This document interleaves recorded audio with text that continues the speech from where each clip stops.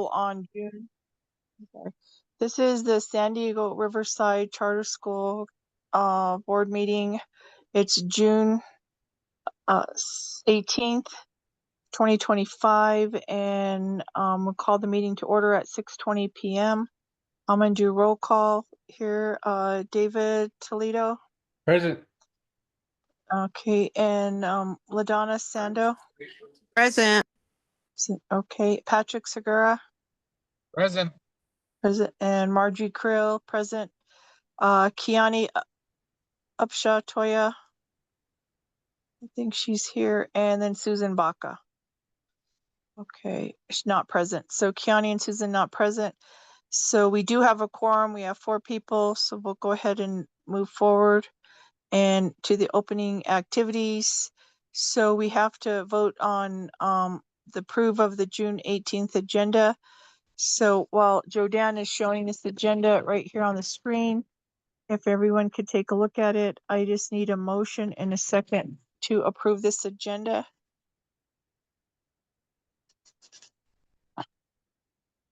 It's Patrick, motion to approve.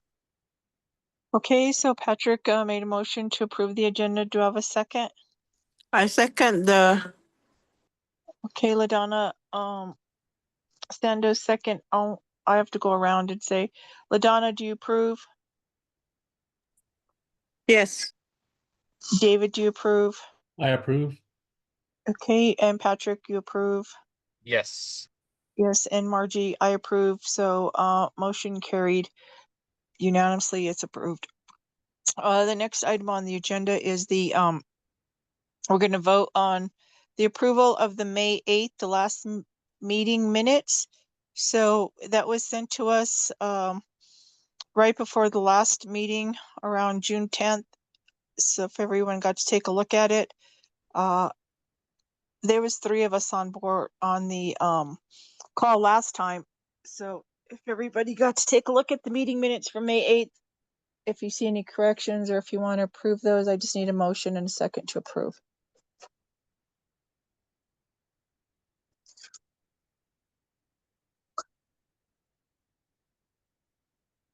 And they're on the screen right now. It was a long meeting.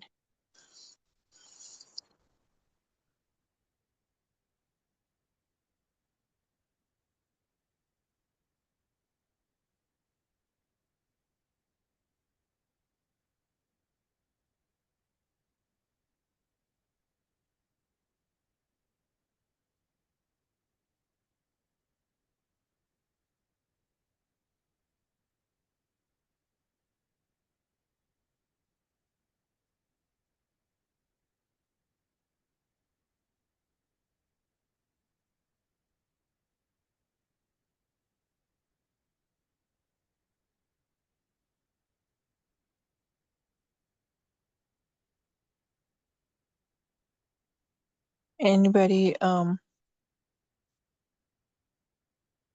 it's still going, but does anyone want, have they whoever looked at these, if they want to make a motion to approve the meeting minutes from May 8th?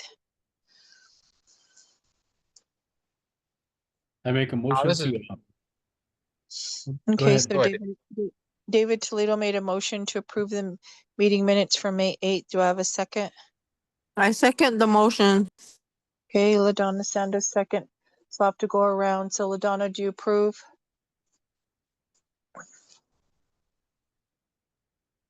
You have to answer. I just don't like this part, but Donna, do you approve? Yes. David, do you approve? I approve. Yes. Patrick, do you approve? Yes, I do. Okay, and Margie, this is Margie, I approve. So motion carries unanimously again. And the next item on the agenda is public comment. We have 3 comments limited to 3 minutes per person. Does anybody on the call want to make public comment? I'd like to just enter a quick public comment. I wanted to express my my gratitude to each of you that showed up for our celebrations, our graduation. Thank you, Margie. I appreciate the gift and having Mr. David Toledo's representation and Miss LaDonna's representation as well. We really appreciate you all showing us the love and respect for those eighth graders, and also for the for coming out to our picnic. It was my first go at the picnic. I know what to expect for next year, and I'm ready for 400 people. So as long as I have David helping me cook, even though he wasn't, he kind of, I guess he got voluntold. I just want to say thank you, and also a special thank you to the governors for showing up and showing their representation and support for San Diego Riverside. I'm really really grateful for that, and I look forward to this next school year to making everything bigger and better. Yep, I'll be down there. Thank you very much for that public comment. And I do want to thank you for the guitar. I know you got that from your own money, not from the school budget. And I don't know if you gave it to the kid yet or not. I did. And Franklin. how was it? How did their family accept it, or how did that go over? Yeah. Yeah, Franklin Toledo, he finally came in, was it last week, I believe, to pick up his guitar. And we'll be posting a picture of the guitar on the website. They didn't want to have pictures of the kiddos up there. Totally get it, respect that. Mhm. But we'll definitely show our love with showing them what Franklin took home, and I did a nice little signature on it and gave him a nice little positive message. That's nice. Thank you for that. I Thank just you. have a quick public comment too. And that is, I don't know if anybody heard, but Pat Pecos has been going through some rough times right now. Her brother ended up in the hospital for a surgery, and they accidentally cut his colon. So he's recovering and with that. And then she had a niece that, I don't know, she's only 43 years old, but she ended up in the hospital, like cardiac arrest and a coma, and then she passed away yesterday morning. So if you can keep Pat Pecos's family in your prayers, dear board, and if you want to send her a note or a message on text message to let her know you're thinking about her, I'd appreciate it if you do that. So, all right, that's my comment. Anybody else? Sorry to All hear right. that. Yeah, it was very sad. Yeah. Well, I didn't know Um, about that. and then the next item on the agenda would be Greg and Aaron, the finance committee report, business managers report. I'll go ahead and let you take it over. Thank you. Thank you, Margie. I will proceed to share my screen. Thank you, Greg.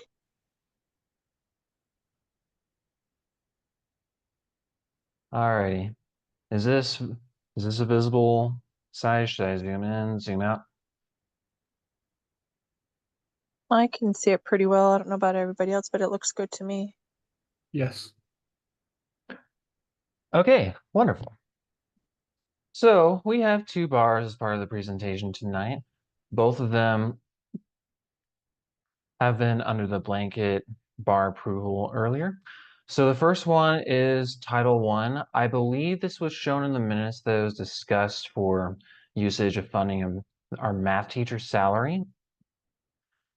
So that comes in at $32,113 for this fiscal year to be expensed right away. And then the second one is an increase bar. Sorry, I should mention this is initial budget here. Our second bar is an increase bar for 31703 SB9 state match. We got an award letter later on within this year as well. And this money comes in usage for supply assets for improving upon what we have at the school.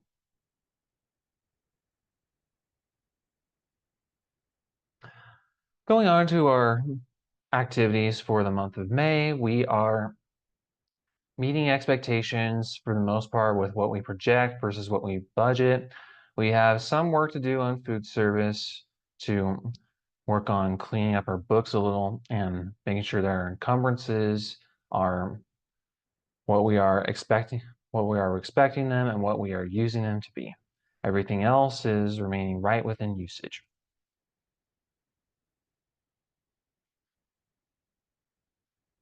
Similar deal with our revenues. We are We are getting our expected RFRs in, our SCG, our food claim, and our State Bill 9 tax allegations.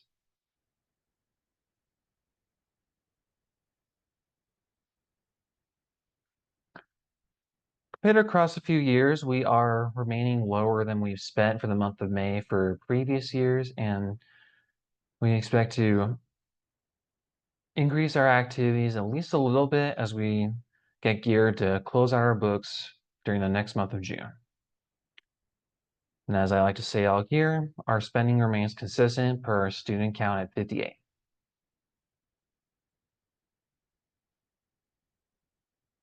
Little change occurs across the years between function usage, fund usage, and purpose. So we want to make sure that we continue to invest big time within what happens in the classroom between the teachers and the students.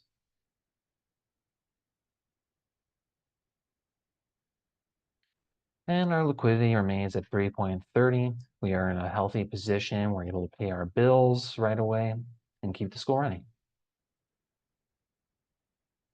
One moment.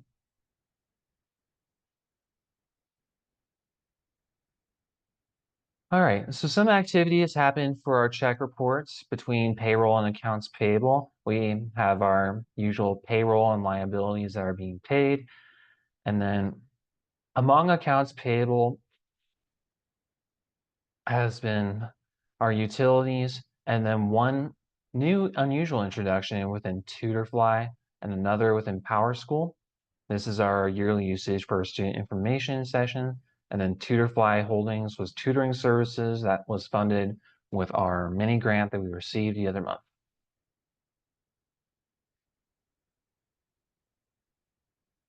Before I move on, are there any questions about everything that we've covered so far? Greg, this is Margie. I have a question on that educational retirement, that $20,000 payroll liability. How often do we have to pay that out? Because I haven't seen that before. Is that an annual payment? No, this is paid on a monthly basis. Do we pay Everyone 20? that, Was it a month? yeah, Oh, I didn't even notice that before. Oh, shoot. I'm sorry. Okay. Yeah, go ahead. Everyone that pays into it. everyone that works a position that qualifies for Educational Retirement Board also contributes to RHC. There are some employment type exceptions, but the majority of our employees contribute to ERB. I see. So we have like all of the first top like 5, 6 items are all having to do with payroll. Well, actually, how come US Bank is on there twice? Oh, all of that 91,000 has to do with payroll. I get you. Okay. Is Yeah, that what we pay every month? We don't pay that every month, do we? 91,000? there are some variances with hourly folks and the hours that they record, but that is within the usual ballpark of what we expense for payroll liabilities. US Bank Oh, refers to our direct deposit upload, I Internal see. Revenue Service is our taxes that we pay, Okay. state withholding, educational retirement, retiree health care, our benefits with NIMSIA. Uh-huh.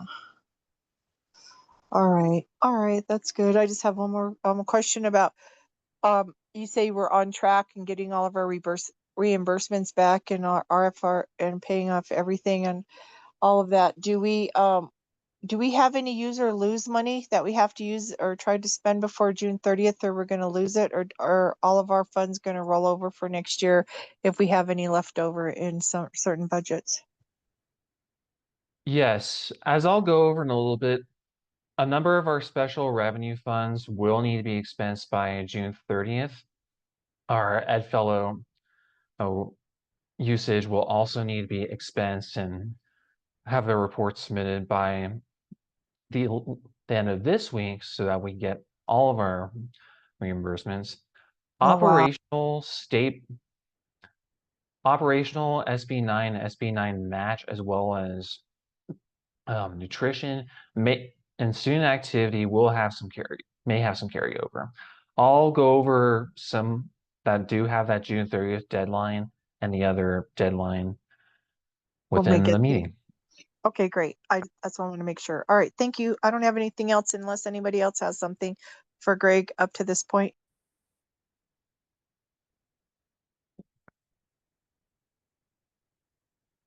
Okay, carry on, Greg. Thank you, Margie, for asking those. And assurance to the board that we run requests for reimbursement reports and submissions every month. One thing I want to highlight with Amazon usage, these are the exact supplies that were paid for with our accounts payable this past month, only just under $46, basic school supplies.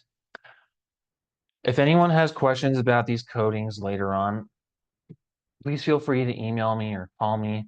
There's going to be a lot of lines with these codes, and I'm not going to make us go through every single one of them in a perusal. This is one that is part of that mini grant, though.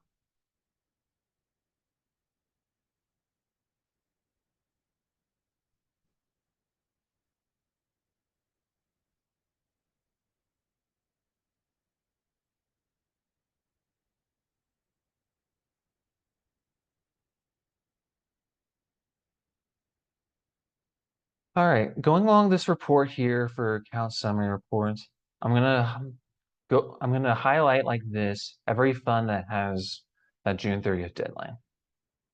Title 1, Idea B,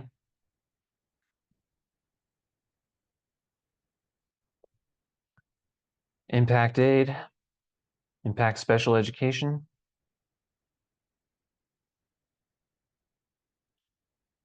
Indian Education. Sorry, that's Go Boss. This here, Indian Education. 26107, our Ed Fellows code, also used for mini grant. That's the one with our expense deadline of this Friday. That will be taken care of.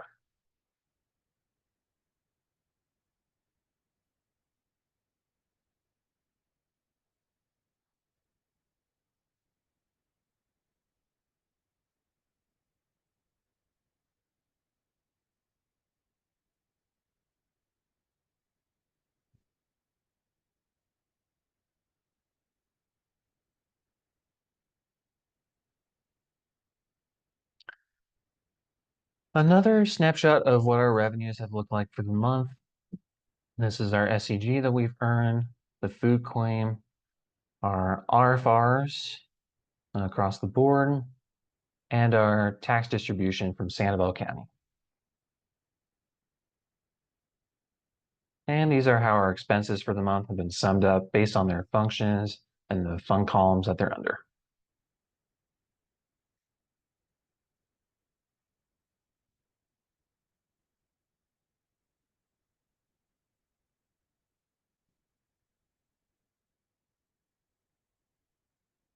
Next up, our balance sheet to make sure everything balances with one another.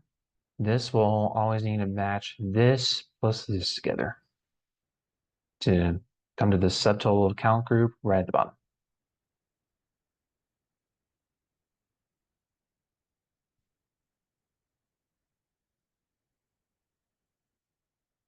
Finally, our bank reconciliation for the month of May. I always like to tie out to a $0 difference from our beginning balance and our sum total based on deposits and withdrawals. We'll look out for this meticulously every month.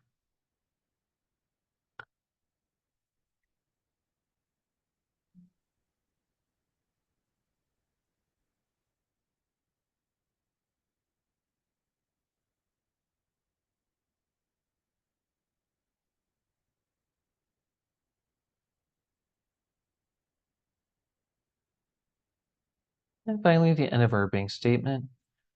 Is there anywhere where anyone needs me to go over again or highlight that they want to see? Questions, comments?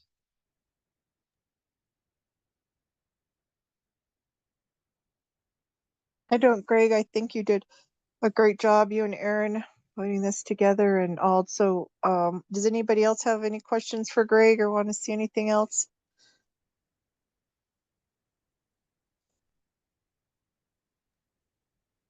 I just want to make sure that we get to spend the money that we have to spend for, so that we don't send any back.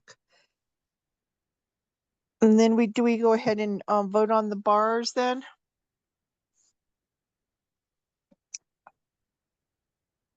Yeah, so the minutes need to reflect bar approval by the board, then let's initiate that.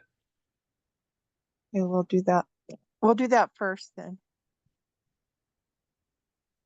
So do we have a motion to, from the board to accept the 2 bars that Greg presented?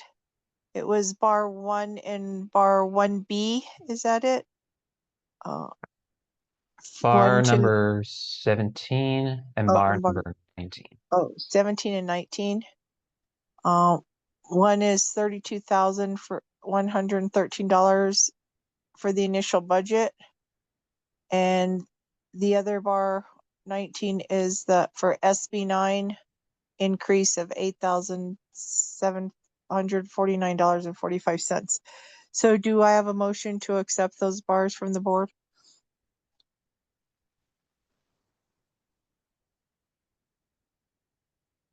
I have a motion to accept did you say bars? Yes. Okay. So LaDonna Santa made a motion to accept the 2 bars. Do I have a second? I second it. David seconded. So we'll go around and approve. LaDonna, do you approve? Yes. Yes, and David, do you approve? Yes, I approve. Okay, and Patrick, do you approve? Yes, I approve. And Margie, I approve. So the bars are accepted and they pass unanimously from the board. So what else? Do we have to accept the bank reconciliation and cash disbursements, right? Yes.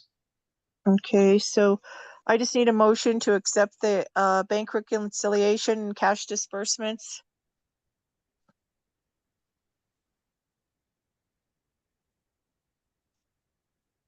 Motion to accept the cash disbursements? And the bank reconciliation. Okay, so Yes. all right, so we have the Donna Sando made a motion to accept the cash disbursements and bank reconciliation. Do I have a second? I second it. Okay, David Toledo second. All in favor say aye. Aye. No, I'll go around. Sorry, LaDonna, do you approve? Yes. David, do you approve? Yes, I do. Patrick, do you approve? Yes, I do. Yes, and Margie, I approve. So bank reconciliations and cash disbursements are approved. All right, anything else? That should On do that. for the business manager report, if I'm not mistaken. Thank you. Alrighty, that's great. Thank you to Greg and Aaron for the Finance Committee report. And the next item on the agenda is our action items. I guess is that I don't know why that's on there. I don't like this. Let me see here. So possible action funding application assurances document. Jordan, do we go down all of these action items or do we leave those to the end or do we go to your report? So let's see here. Can you guys see this screen okay there? Yes. Yeah. Okay, so let's see. You've already done cash disbursements and you've already done approval of bars. So the next possible action, and you don't have to if you don't want to, you could go back into a closed session if there's any unfinished business from what we discussed for the executive director principals evaluation. If not, Right. you can, as president, just giving advice, you can choose to bypass that and say that you're not no longer need to go into the closed session. And you can just send me a copy of the evaluation, but it's up to the board, up to you and the board. Okay, so do you all want to go into the closed session to talk about the principal's evaluation, or do you want to go with the evaluation that we looked at the May meeting? It's up Greg, to the board. is there anything else? Let me just check with Greg. Is there anything else that we are missing on this? Earlier was the end of the usual report. I also saw that the audit report is on the agenda. Should we go over that real quick? Yeah. Oh, I see. It was under finance committee. Yes. Margie, are you okay with that? Sorry. Yes, I'm sorry, we missed the audit report, you all, so we'll go back and get that. All right. Thanks, Greg. Good catch. Yeah, thank you. I'll get to sharing my screen once more. So we did get audited by a public company called Hinkle and Landers this last fiscal year. First time that I've worked with those auditors. And after working a few months diligently to get them what they needed, or samples that were requested, we ended the audit with 2 findings. Believe one is repeated and another one is a new one. Both of these should have an easy fix for the future. So the first one is a repeat finding of the school athletic equity act data submission. So we as a school did not perform the annual submission of the data form. This is requesting different rosters of students that are participating in school sanctioned athletics along with NMAA or even charter school leagues where applicable. This also would include details about coaches, referees, and other participants within that realm. Although the school did not have those formally sanctioned NMAA events throughout the last school year, they still require submissions be made because it contains school-specific information and make sure that all participating LEAs across the state that do have athletics or would have athletics will keep current on their information. So part of this happened because of staffing changes and oversight around that time in 2023. The usual deadline for submitting these would be at the end of August. We did have some key turnover and activity happening that year. So one thing that will need to be fixed per the auditor's recommendation is that we make these submissions. And part of what I want to implement with this is having a set calendar date and reminders to get that submitted while we're working FY26.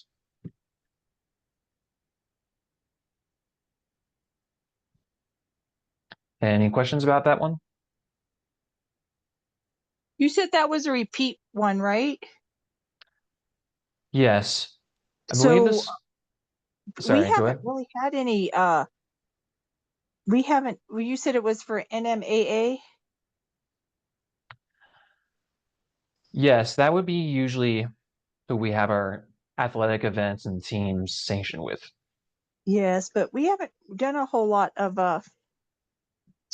any of our sporting events in the last year or so. So I don't know how we keep getting that repeated. Yeah. I'll jump in, Greg. I think so if I'm reading this correctly, this was a repeat finding from 23-24 and now 24-25 for this school year. I was under the impression too that we didn't have to report students that weren't NMAA, but if it's just basic athletics, that's a pretty quick fix and we have until August, right, Greg, to go ahead and submit this year's. We can't really go back to the previous years, correctly?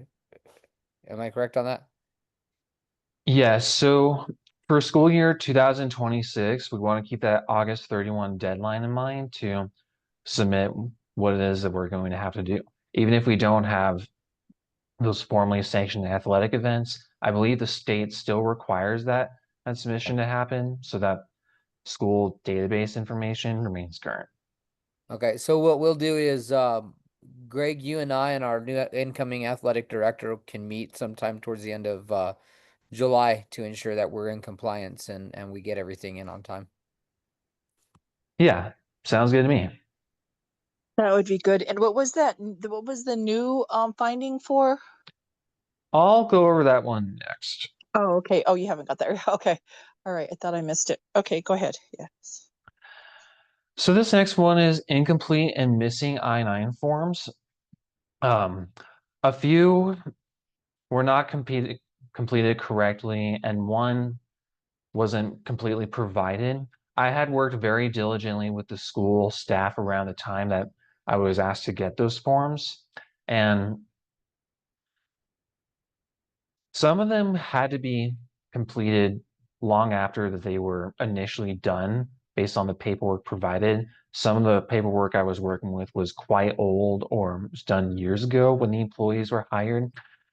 The main thing that the auditors usually look for when it comes to the I-9s is verifying that what we have on record is accurate and that we have hired actual people to work with the school. When I was an external auditor for a very temporary time, I learned that ghost employees were a problem that's out there in the workplace. Based on the controls that my accounting firm usually employs, we never want to let I-9s be done incorrectly. We want them to be compliant, not only with federal governance in mind, but also with completion and accuracy of their own work. Now, with this in mind, the recommendation is to implement stronger internal controls over the collection and retention of I-9 forms, make sure they're properly completed, signed, and stored. Part of what I had implemented with our admin assistant at the time is some training and what to look out for. And I'll continue to do this again as we get the staff further acquainted, make sure we don't get the cyanide finding. And since that audit, I've also visited the school and have spent a good amount of time going over every employee file, making sure that we do have I-9s for everybody, that those I-9s are filled out, and I'll continue to monitor those as well as train perhaps Jensen, Harold, or whoever management designates, make sure they have a robust handle on those I-9s. Should be a very easy fix for this next year. Yeah, Greg, I'll get you. Yeah, Jensen and then our new incoming administrative assistant would definitely benefit from those trainings, as will I. Yes, thank you for that, Greg, because I I know when we get somebody to come in and fix something, like fix the refrigerator in the cafeteria or fix a plumbing problem in the bathroom or whatever, that uh, Angie has always said that make sure they have an I-9 before we even get a quote from these people, or if we get a quote from them and they want to do the work, make sure they have an I-9 in place. So do you think these missing I-9s were from outside vendors, or were they from internal everyday teachers that were missing? So I-9s pertain to the school's employees. That goes from teachers to admins to support staff and all. Vendors would fall more within the W-9s, making sure that we're maintaining W-9s, good okay. controls over our purchasing. So W-9s were okay. It was the I-9s that we had an error with. Yes. Oh, okay. All right. So I'm sorry, I didn't realize that. Yeah, okay. Well, I'm glad, because I know like Angie and you have been very diligent about like making sure that our vendors have their W-9s. I was thinking about, okay, so the I-9s are just strictly for internal employees. Okay. But there was, what, out of 25, you said there was one missing form, or one that wasn't provided, and two forms that were not completed. So that's not a bad run, you know? But I know everything needs to be done correctly, though.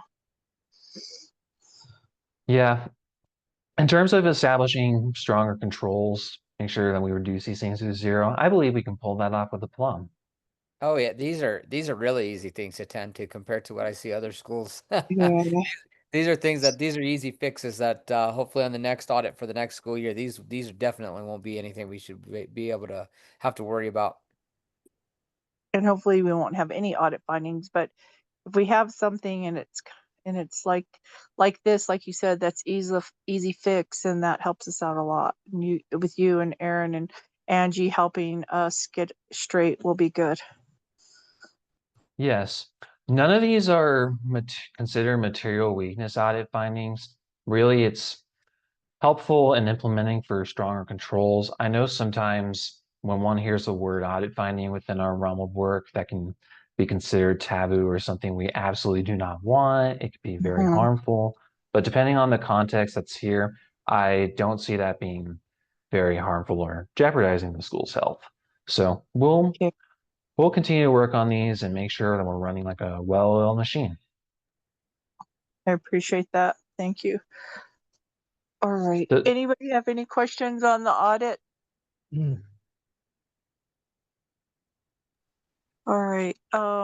Another one is going to open up beginning of next school year again, and then they close around November. And then the results are in January, February that they're posted. So we'll have another audit coming around soon.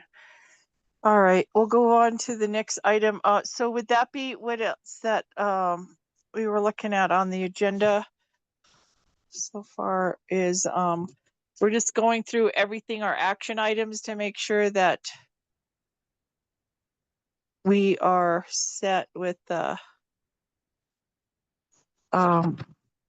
everything that we were supposed to approve this time. So our cash disbursements, our bars, we're talking about going into closed session for the principal's evaluation, or do you want to use the evaluation that we discussed back in May?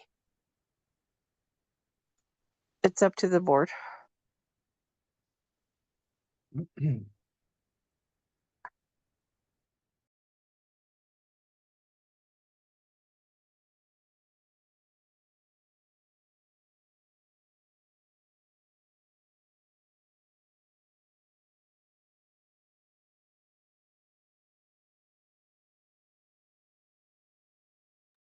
Margie?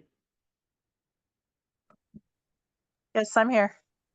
Okay, well, for my part, I would maybe just like to use the one that we had discussed with Mr. Jordan. Instead of Okay. going to closed session. All right. Yeah. All right. Does everyone agree with that? Should we go ahead and make a motion? We'll make a motion on that in a second and see if we approve, and then we'll go from there. So you can go ahead and make that motion then. Okay, at this time, like to make a motion to just use the what did you call it again? Evaluation that. Evaluation that we discussed with our principal, Mr. Jordan, instead of going to closed session. Okay, so David made a motion that we use we went over the whole evaluation back in May.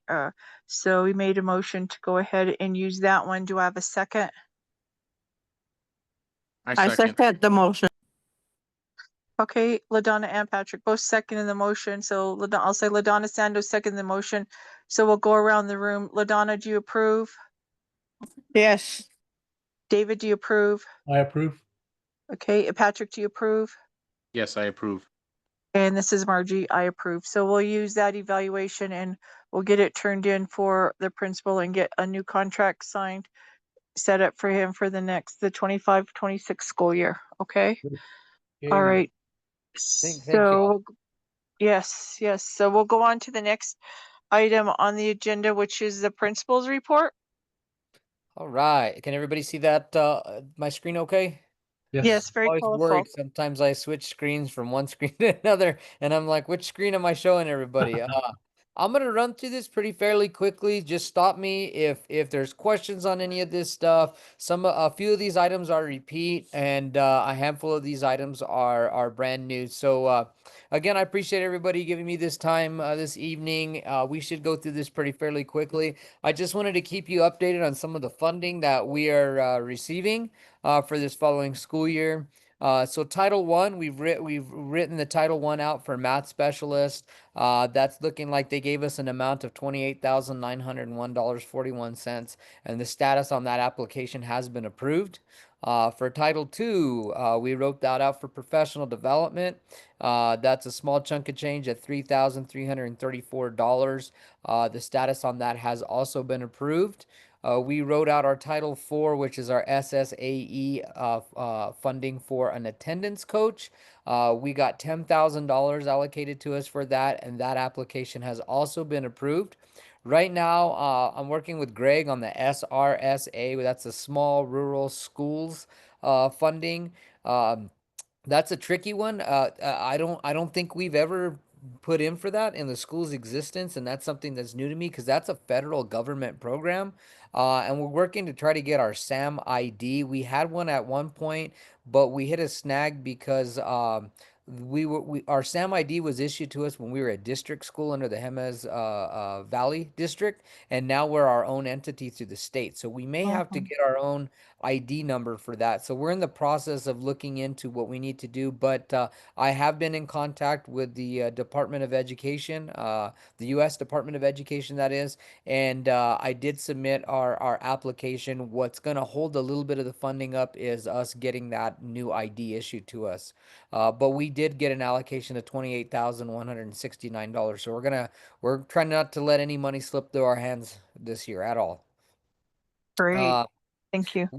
yeah, sure. Yeah, we also applied for the Fine Arts Education grant, and that's through K6 funding. The amount of that is to be determined, and the status is in progress. That has been submitted. We also applied for the New Mexico State Bilingual Multicultural Education Program. And the amount on that, I don't want to say it's to be determined. It's already been determined. It's kind of how they do our student counts. Student If I counts, right? Yeah, if I looked at it correctly, we're getting a little bit north of $400,000 on that, but that's been approved. So that's a good. That's a large, big chunk of our change for operations. And then the last one, which was the big one that we had talked about in April and May, which we were just worried about: is the federal government going to give us this money? Is the state going to step up? That was the Indian Education Impact funding, and we did get an allocation of $79,636. I was in a meeting with them today, a couple of hours ago, and they're supposed to release their award letters to those that received that on next Tuesday. So I'll know next Tuesday. I feel pretty good that we're gonna get that funding. I don't see why there should be any roadblocks. I submitted it. I was one of the first ones to submit in the state. They sent it back and said, "Hey, correct this, this, and this," and I did those. And the guy told me, "This looks great. We'll put it in there and we'll let you know." So now it's just a hurry up and wait game. I have a little bit more info here. We have the Title VI funding, which is from the Jemez Pueblo Department of Education. This is what Mr. Shendo applied for, and this was for this past school year. I know I had this as a repeating item here. We're supposed to receive $12,766, but the same funding was also granted to us going into next school year. And that's for an amount of $10,776. Right now, we're just waiting for Mr. Shendo's group to get the MOU sent out to the rest of the folks that need to sign it, which I believe is the governor and somebody else. But I've already signed my portion of the MOU, and we're waiting for them to get that signed and done so they can get it to our business office to start processing. Hmm. Let's see here. Yeah, I'll pause right there for any questions you guys might have. Well, this is Margie. I just hope that they can get that to us. So we're looking at the total amount of that we're getting from the education department from the Pueblo of Jemez.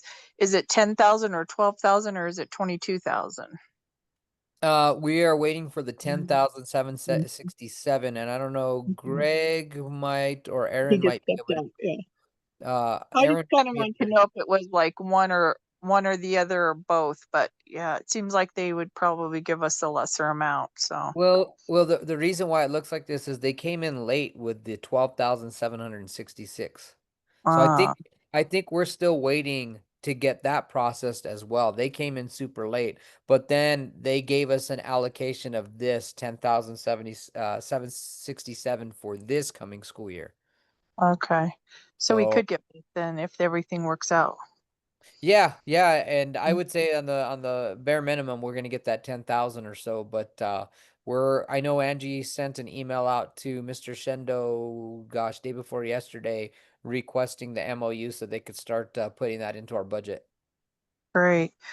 Another thing is that um uh when you went back up a little bit that when you said that New Mexico State bilingual multicultural education application, you said it's been approved, but it's to be determined. And you said it was like 400,000, or do you mean 40,000? No, that's like 400,000. It's almost They a half $1,000,000 that we could get from that Yeah, so program. that's we received that last year, but their formula, it's not like a typical grant where they say here's the allocation. Everything is based off of the number of students we have. Right. I'm still working with their group. Carlos is his name, and I'm working with them to understand this funding. This is the first time I've ever seen this type of funding. Uh-huh. And so I'm working with them just so they can teach me about how they formulate this. And again, they did send me the information, and I can send it out if you want to see it. But the way that I interpret it is that we should get close to a little over $400,000 for that. Because the bilingual grants that we've gotten before, when we had like the TOA class and uh a lot of uh I don't know, our TOA speaker used to put the grants in, and I guess this year like burned it and all and put them in. We'd get between 40 and $50,000, and that was because we had 60 or 70 kids. Now that we only had 58, I thought we would get a little bit less than the 40,000. So I didn't know if that was something different. Yeah, let me see here. It's called the Let me bilingual grant. Yeah. I'm gonna pull this up real quick and share this. Because this is the just I'll show you what they sent me, and he sent me another.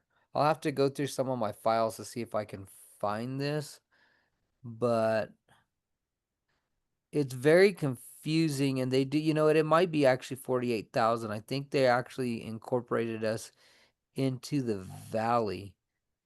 I'll show you how. Let Yeah. me yeah. Let me share this with you so you can kind of see what I'm.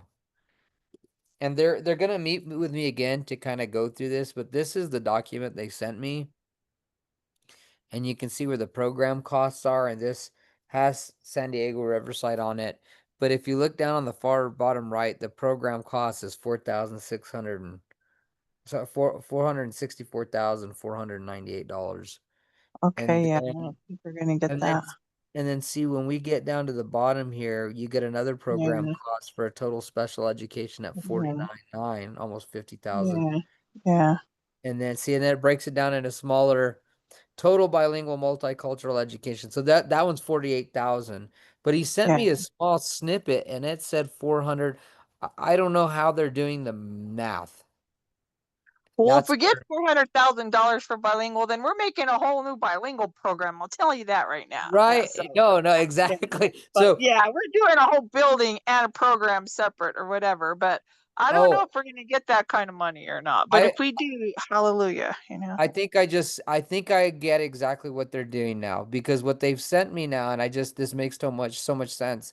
This is the SCG. This is our state equalization guarantee. So this is our large chunk of change. What they're basically saying is we're getting that 49,000. No, where is it? We're getting the $48,187 that you see on this page Yeah, baked for the to our total bilingual, budget. multicultural. Yeah, okay, I So, get you. so our Okay. total SEG with that will come out to the 1,900,000, yeah, 1,996,972.19. Which is our normal school budget, basically. So, Yes, okay, I get you. yes, not All not right, and we including. still need more to do extra things because this is the minimum amount that we work off of to Yep. pay students, I mean, to pay teachers and staff and extra for like 9 months. So if what we still do is we still look for grants or opportunities or stuff to go on field trips or get buses or transportation and stuff like that, but that's what we normally work off of. So we're right there on the So cusp th- of what we so need to that use to yeah, run a and that school. that doesn't include any of these amounts that I gave you. Okay, good. All right, that and all of these amounts that you have applied for and have gotten and approved, thank you, because that tremendously helps us out for those little bit of extras, maybe newer school books, maybe a field trip, maybe this or that, things to do, fun things with the kids too. So thank you for all of those extra grants. Yeah. Oh man, yeah, no, a couple of these, we're trying to get the rollover money right now for this Title I. And I think we're going to get it because they didn't apply for that this year, if that's the one I was looking correctly at. So we also might get a double on this. We're just waiting for them to initiate the award, and then we have to. There's something that the business office has to do on their end to ensure that we get the rollover. So we're also recouping funds from this last year that that the former person didn't apply for, and then that also didn't include the Indian education impact. If I was looking at Oh, that, because it was wow. released before that. So Uh-huh. yeah, I think we're looking pretty decent. We still are gonna have to do a little bit of penny pinching because you know, just I don't have this on here, but I'm really looking at transportation pretty hard. And if we Mm. can throw any of this money, whatever we've got towards it, even if we only do 6 months out of it, we want to try to be in a position to where, and I'm looking for grants right now to pay for all of it as well. We want to be in a position to pay for it out of budget this year and then turn that into the state so that we can get our transportation paid for from the state, get it funded, rather starting next year and not have to wait another extra year for transportation. I would love that. Thank you. Yes. Thank you. So we're trying on that. The out of school time grant, I'm looking at that, but I don't know. Here's where I'm at. This is gonna take a little bit of legwork. It is due. Oh no, my apologies. I'm skipping down to the bottom part, which I have no business doing. The out of school grant that I applied for, this was not something that the school had previously. We got that awarded to us. Yeah, I've Uh, never seen that before. So yeah, thank I you. threw a fit in the hotel room last week at the charter school conference because when I read the allocations and awards, I didn't see our name in there, and I was excuse my language, I was kind of pissed because I put a lot of work into that, and lo and behold, they didn't put us in the charter school section. They actually put us in the regular public school section. So I had already fired off a bunch of emails to the PED, Oh like, my what goodness. happened? And I was very respectful and professional, but I said, you know, like, what happened? We worked really hard on that grant and the submission, and I wanted to make sure everything was there, and I worked really hard on the budget for that, and then I went through and accidentally caught it, so then I had to go back and say, never mind, we did have the allocation for it. Thank you so much, I appreciate it. But the way that I wrote that is to do five after school teachers at $35 an hour, 1 hour a day for 4 days a week for a total of 30 weeks. That's the total amount that's going to have our employees without benefits would be about $21,000. And then we have a little bit of money for materials. We have some wiggle room in there, but basically what we want to do is do an after school program this coming school year. Uh, we're Yeah. looking to see what the parameters are. It's either going to be tutoring in math and or reading, or they're going to let us do an actual out of school time programming. If they're allowing us to do that, we would like to start maybe a chess club. We might also start a gardening club, a STEM clubs, a robotics club. I'm working with a guy that I work with as a STEM director to see if we can possibly bring a robotics program to our school. So, but that's a big chunk of money that is going to help not just our teachers, but especially our kiddos with some extra time there after school. Okay, Um, that's great. The other one that I've applied for is the micro grant from the Environmental Education New Mexico. I've worked with them when I was sitting on the board for the New Mexico Science Teachers Association, a great organization, and I'm sure they're not surprised with my application because I think my applied amount was $4,980 out of the possible 5,000. So I left them $20 on the table. Okay. Yeah, Um, you didn't want to be greedy. I didn't want to Yeah. be greedy, but I wrote this grant. I haven't shared it with the teachers yet, but I'm really, really excited to share this with you. And I was going to keep it a surprise. I'm really hoping that we get this granted to us because this is very competitive. But I wrote this grant to afford us 2 field trips up to Fenton Lake, up the road. Which would also give us, this grant would also purchase us about 20 to 25 fishing rods to take groups of our students fishing. And I also wrote a portion of this grant to buy us a really awesome drone and a really awesome GoPro camera setup with a gimbal to allow our students to film our expeditions on a hiking trip and a fishing trip and to create a PSA on why it's important to conserve our lands and respect our lands. And The equipment is also dual needed. When I write grants, I also look to see how we can utilize them in other areas, not just a one and done. But we want to continue to take kids on fishing trips and hiking expeditions. That's something we want to put as a cornerstone for our school. And I'm hoping to build a multimedia center at our school this coming school year. So to get a drone and to get a GoPro is going to give us some much needed equipment to get that done as well. So fingers crossed we get it. Yes, I love fishing. I love it. And another thing is too, is I was really sad and disappointed because that we haven't had a yearbook in 2 years. So I don't know if you've seen the previous yearbooks, but there was not like the 24, 25, and then the 23-24 school years we didn't have yearbooks, but before that we had really 2 or 3 really good hardbound dynamic yearbooks that they created in one of our classes, and then they kind of it fell by the wayside. So if you have pictures and, like you said, cameras, pictures and all that, we can actually probably make another really nice yearbook for this school year coming up. Yeah. Yeah, Margie, I'm glad you brought that up. While I was at the charter school conference last week, I reconnected with MJ Thomas, Steven, who is, I love the guy. I worked with him a little bit at Turquoise Trail. Turquoise Trail almost didn't have a yearbook. Actually, they didn't have a yearbook, I think, the year before I stepped in, and then we brought that back. They just didn't feel like, I think it's worth every penny. But MJ Thomas is going to step in and help us get our students' pictures this year, and they're going to take on doing the yearbook. We're going to offer a yearbook class of some sort. We're going to figure that out. Yeah.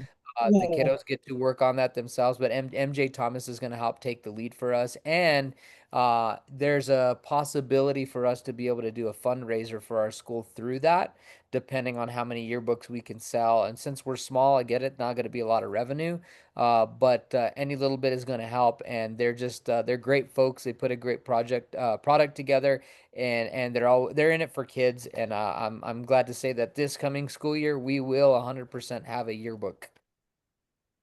Thank you, because I usually like we only sold them for 20 to $30 each.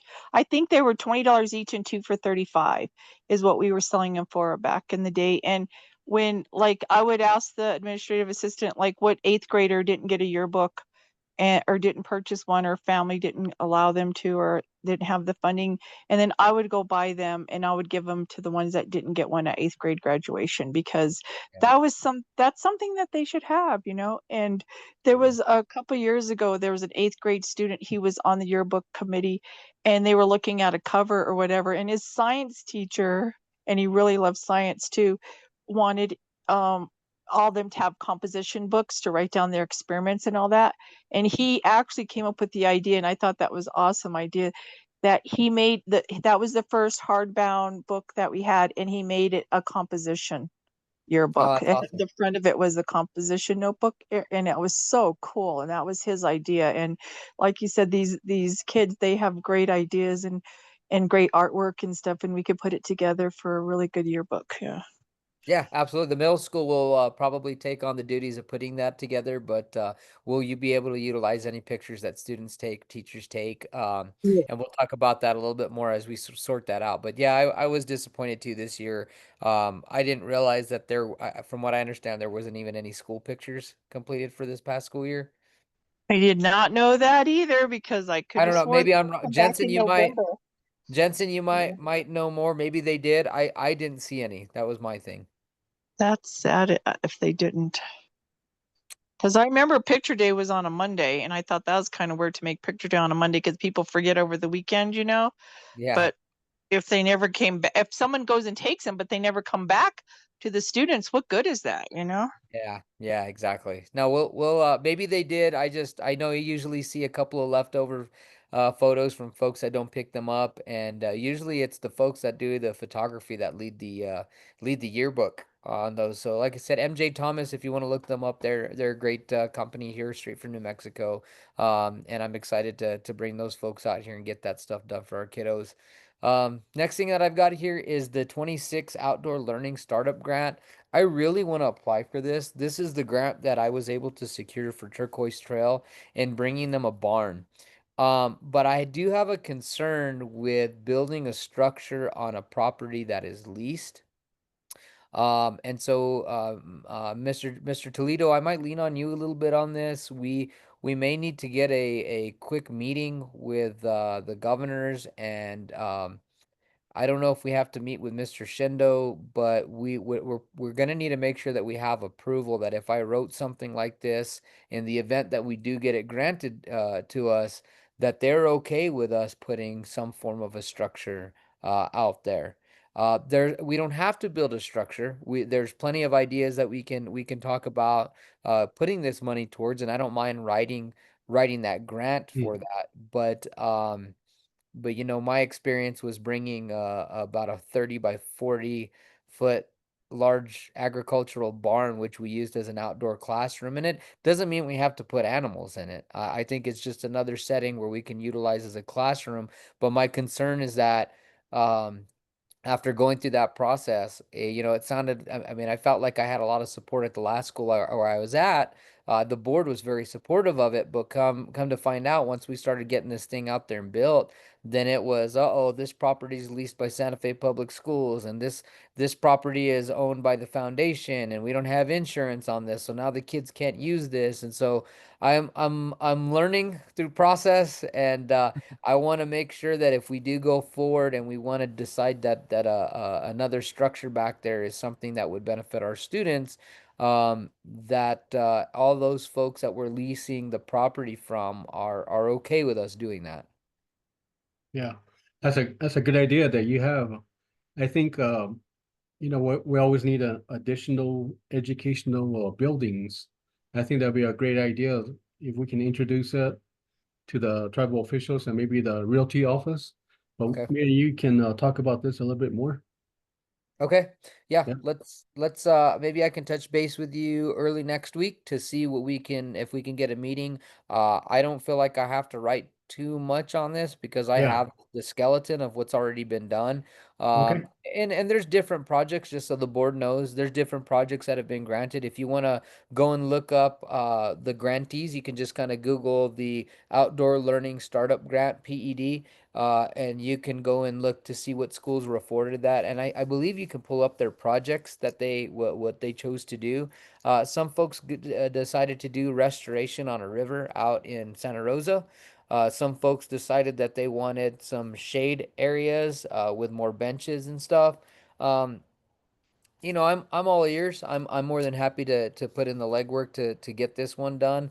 But I love having structures out there, and the nice thing too is if they agree to us putting that structure on there, if we end up leaving that property for whatever reason, it's one of those nice metal structures that again we can take with us, right? As long as we don't have a We're foundation taking it on it. with us. Yeah, they're not gonna own it. We're gonna take it with They us, don't own right? it. We basically make sure that, when we sign the MOUs and everything, they understand that we own that building. They're just allowing us to put it on the property. Doesn't need water, doesn't need electricity, you know. Yep. Sounds good. So, all right, I'll be in Yeah. contact with you next week so we can see if we can start meeting with them on that. Okay. I wanted to report on charter school conference here. We were able to have some really good representation. Um, so, sorry, Margie, I was looking at your text here.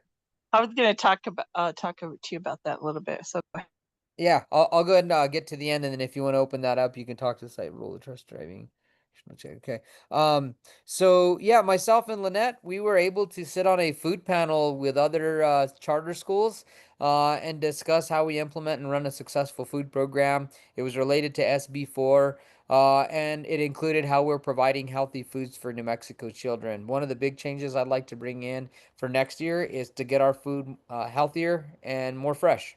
And so I'm going to be working with Lynette. Right now there's a rule in our state that 50% of what we're supposed to be making is supposed to be homemade. It's supposed to be made from scratch. And so some of the things that I think we can phase out, I believe we've been using canned beans. There's no reason why we should be using canned beans at that school. We have the facility, we have the equipment. We should be making fresh pinto beans. Pastas. There's no reason why we should be using canned pastas or anything like that. We should be cooking for our kids and giving them nutritionally dense food. So I'll be working with our kitchen staff. There's a possibility that we're going to be doing a little bit of collaboration with Walatoa Charter High School, which will help our budget in a positive way if they're willing to help sustain one of the salaries of one of our cooks. So I've still got to meet with Dr. Wilkinson on that, but I think there's a lot of positive things going on with our food program going into this next school year. And I'll be working with some of my friends that work for the USDA to see if there's any available extra funds for making sure that we can source locally from our local ranchers and farmers for the things that we want to do in the kitchen. Um, my next part of that is going to be the summer reading program. We were not expecting this. We had originally started with 7 teachers. We ended up losing 2 teachers. We have 5 teachers now. We were expecting 40 students, and we have 27 students that are officially with our program, which means 2 of our teachers are taking on 2 groups. So the majority of our teachers have 4 students because that was their kind of max with small groups. 2 of our teachers, Miss Paulita and Miss Melissa, have 2 groups of 4. So they have a total of at least 8 kiddos in both of their 6 to 8 in their programs. But it's been great. This evened everything out. Again, we were trying to get 40 students, and considering the way the ratios worked, this worked out great, and we have a handful of students that are attending that are not from San Diego Riverside, and we've had a lot of students come in and say, "I like this school better than my other school," and I keep telling them, "Well, just wait. Next week we'll be sending out some registration packets to get you guys registered here at this school." That's perfect. So that goes into my next thing here, which is the student recruitment. We need to get some flyers out, and we need to start doing a couple of open houses. I'm proposing an open house in the 3rd week of July, and then another open house during the 2nd week of August whenever we have teacher in service, and just inviting anybody who wants to come in to register their kiddos so that we can get this show on the road and increase our enrollment. But if there's any ideas for flyers, Margie, I know you said you knew somebody who could possibly make some flyers. Maybe we can get Jensen to create a small little template. I'm not thinking anything big, unless you guys are. I'm thinking small little cards. And if we could probably print off maybe 300 of those somewhere, and get them through the community, I think we can really get the word out. And we want to highlight things like a multimedia center. We want to highlight things like sports. I'm going to talk with our incoming athletic director. Uh, we haven't done any hiring. We're going to hopefully start doing the interview process starting next week. But um, I so far he's the only one that's applied, which is not a bad thing. But we're talking about possibly bringing volleyball back to our school this year as well. And the sports we'd like to have highlighted are volleyball, basketball, track and field, and cross country. That's a lot of sports to start out with. So Yeah. we had to narrow it down to just those 2, basketball and cross country, back a few years ago because it got out of hand and nobody was able to handle it. So if we have somebody like that, some dynamic person to help with NMAA and all that, then that could work. But if we Yeah. don't, it's not going to work. Yeah. And he's already working behind the scenes, making sure that folks know that he's planning on heading out there. So he's ahead of that. And I'll wait till I get down to well, I'm gonna skip one down here. So those vacant positions that we listed on our website are a K first grade educator, an athletic director or coach, which would be a part-time middle school science educator part-time, and then administrative assistant front desk. And the positions are going to be they're posted right now on the school's website, and we're posting until the positions are filled. Right now we've got 2 or 3 applications for the administrative assistant, but that athletic director is also going to end up taking on the middle school science educator duties as well. So this year we'll have PE, this year we'll have sports, this year we'll have a science teacher that's stable, and we'll be also piloting a brand new curriculum that's completely tailored to indigenous students of the local area, that was written by some of my friends up at Los Alamos National Labs. So I'm excited to be one of our schools to be able to pilot that school, or curriculum rather. Um, Any questions on that real quick? Sounds So exciting. if the athletic director gets hired as the coach and the PE part, and then he'll also be the part-time science teacher. Correct. Okay, great. That sounds good.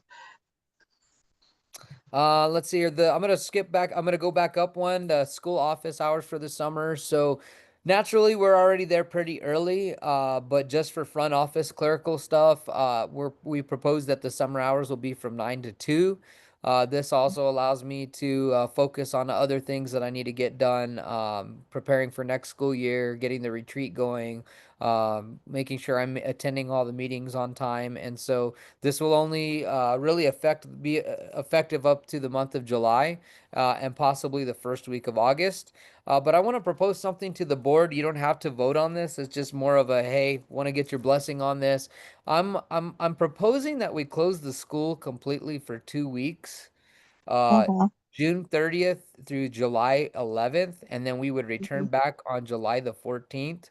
Mhm. I'm following in suit with some of the other leaders in the state. A lot of folks don't get any time off. Now, it doesn't mean that we're not going to answer phone calls if they want to and they want to come to the school. Signs are posted. They can call me. They can call Jensen. We'll be available. If you need something, we'll be available. But I think it's just nice that nobody, we want to try to get folks, especially our custodian and myself and Jensen, we want to get ourselves off the campus for 2 weeks to really recharge, so that we can come back on July 14th. And it gives us time to do some of the things that we haven't really been able to do through the summer, being with family. I allowed Jensen to work a couple times during this week from home, which I hope boosts his morale as well, right? Again, these are things that some of my network of charter leaders have recommended and said really helps them helps the staff get grounded and catch their breath. So I just want to see what you all think about that. Is it paid leave or unpaid leave? What are you thinking? So it's not leave. Oh, I mean, It's you're gonna not close leave. the school though, but Yeah, it's so not they're just leave. okay. It'd be more of working from home.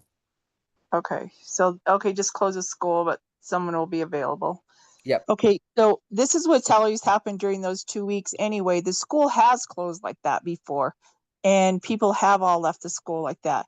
But we've caught in two people that have come in and actually did a deep cleaning of the school, like the shampooing the carpets and taking care of all that stuff. Even they've even painted some rooms and everything. So that might be something that we do while no one's in that building also too. Yeah, Harold did volunteer. Our big thing is, and I'll be working with Aaron and Greg and Angie, is I don't know that we're gonna have that money to do that this year. Oh, I we'll would really talk like to to you paint the whole afterwards. Yeah. It's I would not really that like much. I would Yeah. really like to paint the whole school, to be honest Yeah, with that's you. It true. does need Yeah. a paint job. Inside and And out. Yeah. but we have to wait till July 1st whenever our new funds come in.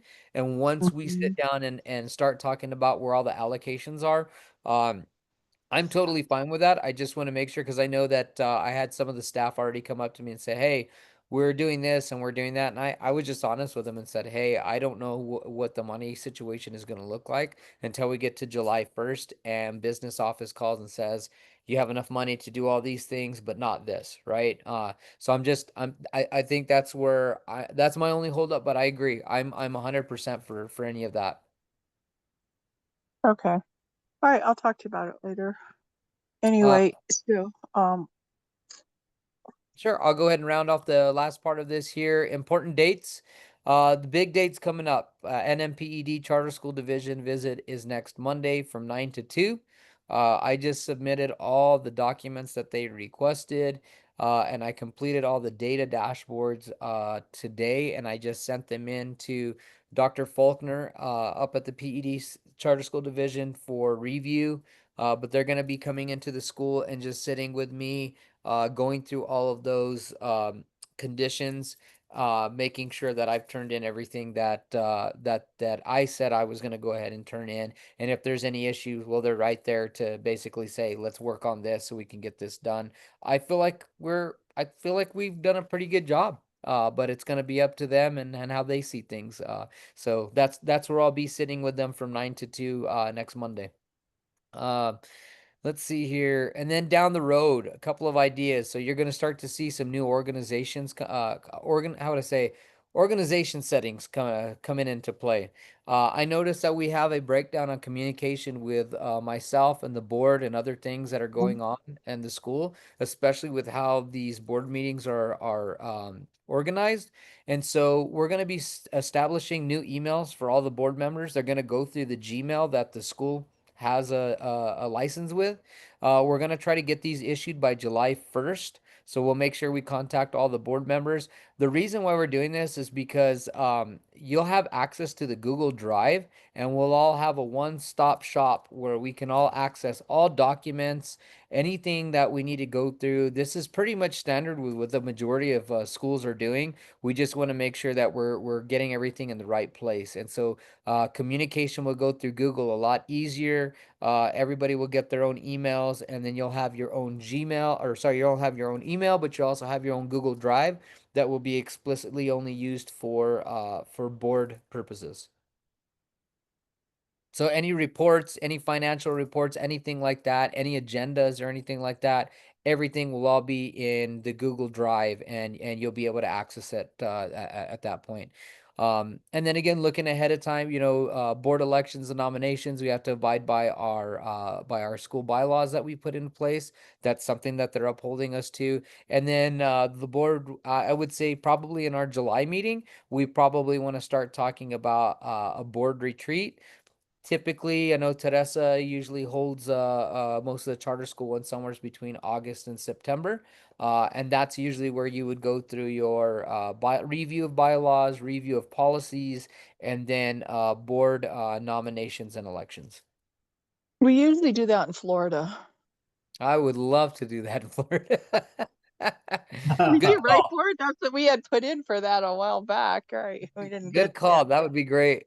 But yeah, I stand for any questions. That's my report. A lot of positive things going on. I'm excited for this next school year because I really feel that I have a little bit more control as to how I can help shape the school, as opposed to stepping in halfway through the school year and trying to, how do I say, it's like the boat that's filling up with water and you're just kind of scooping the water out. I feel like we've plugged the hole. We've all done this together, so this isn't a me thing. I don't want to take any of the whole enchilada of the credit, right? This has been the board. This has been the staff. This has been the community. This has been families and their support. But we plugged that hole up. We've got the water out, and we're ready to set sail into a new chapter with San Diego Riverside this school year. Well, thank you. We got the defective boat. Hey, We helped you. no, We helped you bail out the water, but you're the one who plugged the hole. So I thank well, you for that. Yes, yes. we're gonna set sail together. We got a lot of good things coming down the pipe for us. Okay. One thing before we go, does everybody? I just need to hear from the board to say if you give Joe Dan your blessing about letting the school, closing the school from what is it, July 1st until July 14th will not, have any workers there at the school, but they'll be working from a distant location. Are you okay with that? I'm okay with it. The custodian will be there, right? He'll No, he'll be out too. Yeah. yeah, the Mhm. custodians' contracts won't start probably until August. We've got to pan out the details. Okay. And the last person, I mean, like I was talking about cleaning the school and all that, they cleaned the school and shampooed the carpets, and all we did was get them like $250 gift cards. We didn't pay them like annual salary or hourly salary, so to speak. So Oh, okay. yeah, Okay. So yeah, we can talk about that. as I said, Absolutely. we could talk about that. Yeah, yeah.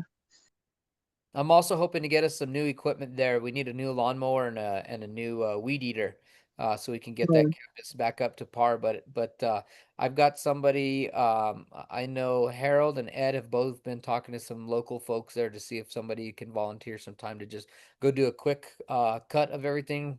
And then hopefully after July 1st, we'll have a little bit of money to go and buy a decent little lawnmower and a really good weed eater so we can make sure that our campus is looking nice and sharp whenever we start the school year. Okay. All right. Anybody else? So David and I have agreed to let you operate the school closed from July 1st to and open back up July 14th, or with people returning back to the school on July 14th. Awesome. And so, we'll go from there like that then, I guess. Anybody have any other questions about the principal's report?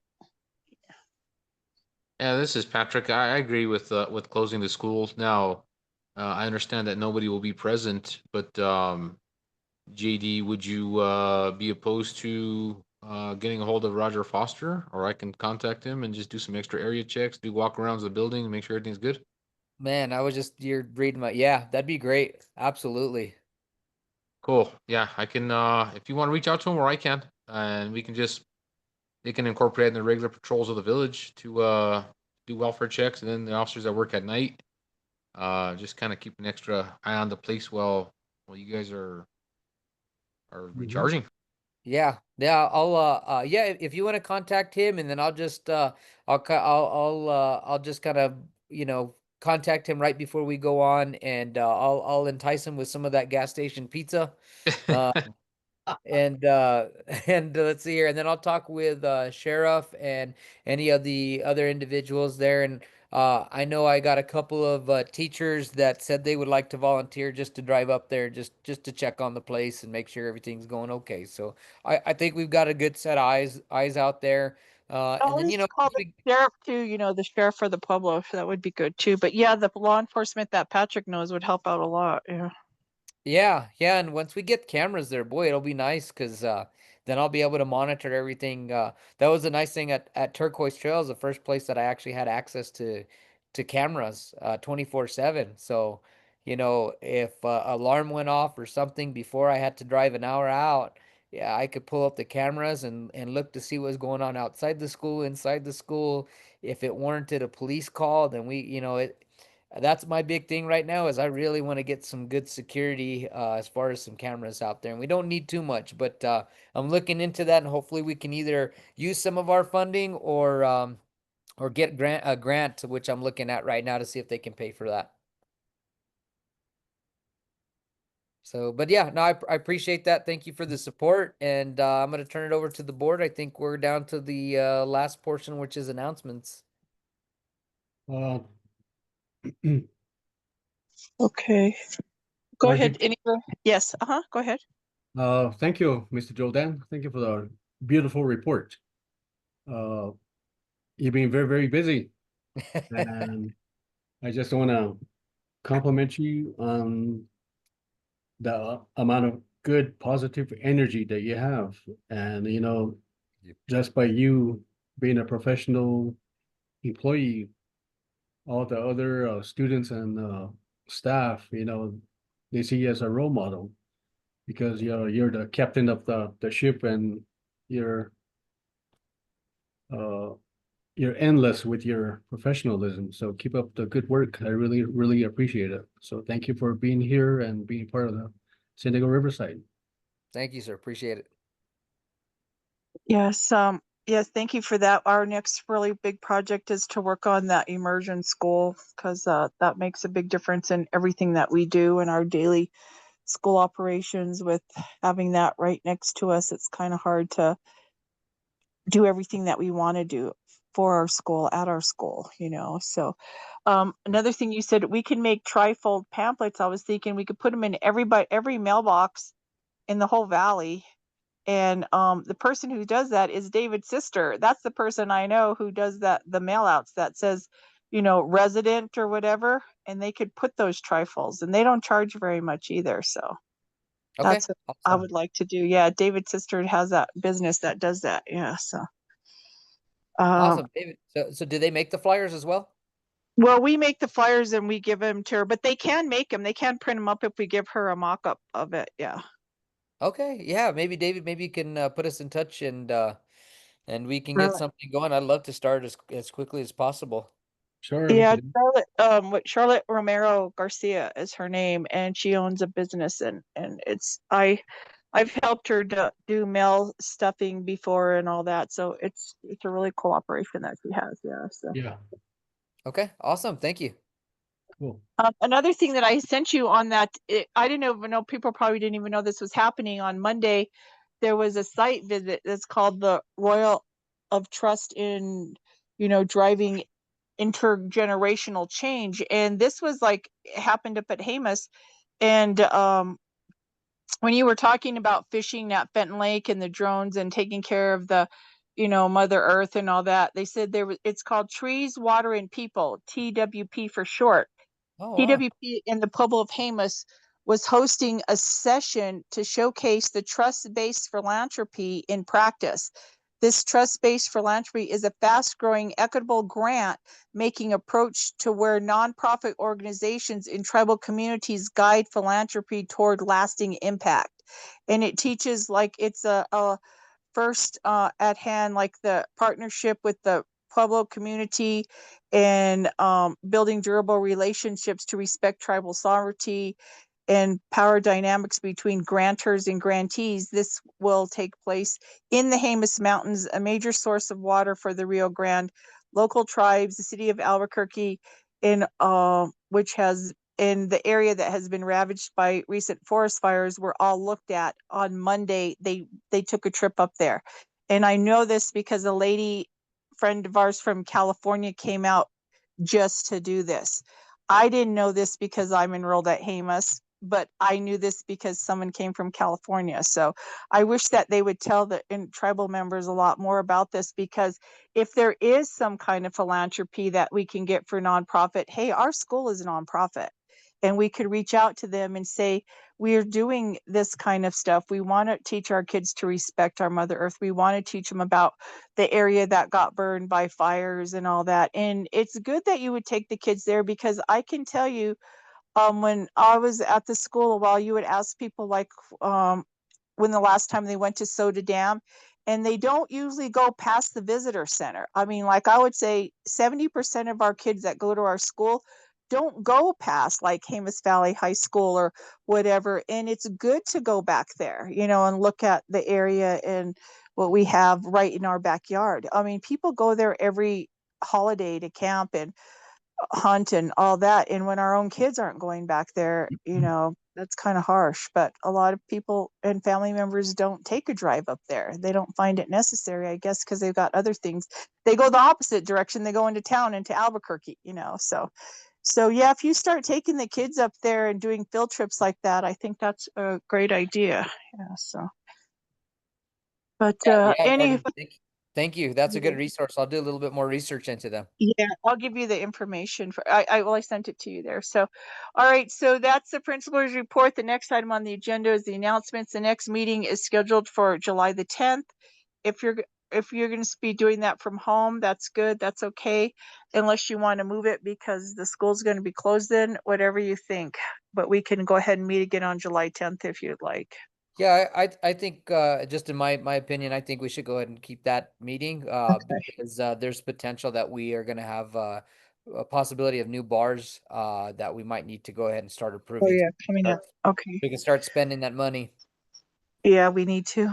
Okay. And then I just need a motion from a board member to adjourn the meeting at 7:48 p.m. Mrs. Patrick, motion to adjourn. Okay, Patrick made a motion to adjourn. Do I have a second? I second it. David second. So we'll go around and see. LaDonna, do you approve? Is she still there? Yeah, she's still there. I'll go on. David, do you approve? I approve. Patrick, do you approve? Yes, I do. Okay, and LaDonna, do you approve? I don't know where she went. Yes. Yeah. Okay, and then this is Margie. I approve. So meeting adjourned 7:48 p.m. I thank you, Joe, Dan, Jensen, and the board. I appreciate you all. Thank you. Thank Thank you you, all. Have a everybody. good night. Thank you, Aaron. I know you're staying with you. us. I appreciate Thank that you. too. Aaron's a Yeah. trooper, I'm telling you. I know he listens to all of our stuff. Thank you. All Good night, right. y'all. Good Thank you. night. Bye.